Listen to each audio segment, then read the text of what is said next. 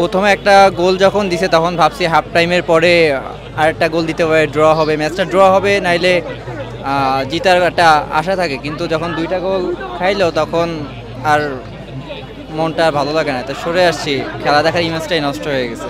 বাংলাদেশ প্রথম 40 মিনিট অনেক ভালো একটা ইফোর্ট দিছে, বাট 40 মিনিটের পর যে একটা গোল খেয়ে গেছে, তারপর সেকেন্ড হাফে আরেকটা গোল খেয়ে গেছে, এরপরেই ম্যাচটা আর কি ঘুরে গেছে। এখন আর কামব্যাক দেওয়া বাংলাদেশের পক্ষে পসিবল বলে মনে হচ্ছে না। আর বাংলাদেশ টিমটা যথেষ্ট ভালো খেলছে, বাট একটা ভালো স্ট্রাইকারের অভাবে আর কি ম্যাচটা মানে ভালো কিছু করতে পারতেছে না। আসলে আমাদের ফুটবলে যে আধুনিকতা ছোঁয়া লেগেছিল সেই বিগত 1 বছর ধরে আমরা বাইরে থেকে যখন হামজারে সাইন করালাম, এরপরে যখন বাইরে থেকে আরও সমিত সোম আসছে, তারপর ফাহমিদুল আসছে, এরপর আমরা আসলে অনেক উত্তেজিত ছিলাম বা খেলার প্রতি অনেক এক্সাইটমেন্ট ছিল আমাদের যে আসলে বাংলাদেশ ভালো কিছু করবে। ইভেন মাঠের মধ্যে সেটা দেখাও গেছে, আমরা অনেক অ্যাটাক দিছি, আমরা অনেক ট্যাকেল করছি, বা আমাদের মধ্যে একটা ব্যাপার ছিল যে আসলে আমরাও পারবো।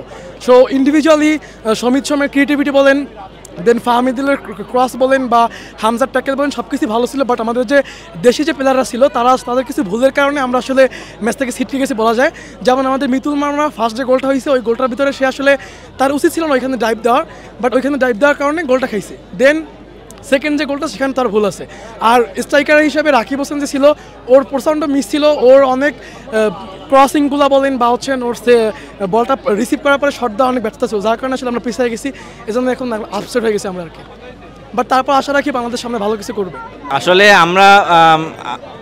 আমরা আসলে অনেক আশা নিয়ে আসছিলাম, যেহেতু আমাদের হামজা চৌধুরী ভাই আমাদের আশা। তারপরেও যদি জামাল ভুঁইয়া ভাইকে আজকে মাঠে নামাইতো আমরা হয়তো আরও বেটার কিছু আশা করতে পারতাম। তো তাকে বেঞ্চ কেন করলো এটা আসলে বোধগম্য হচ্ছে না।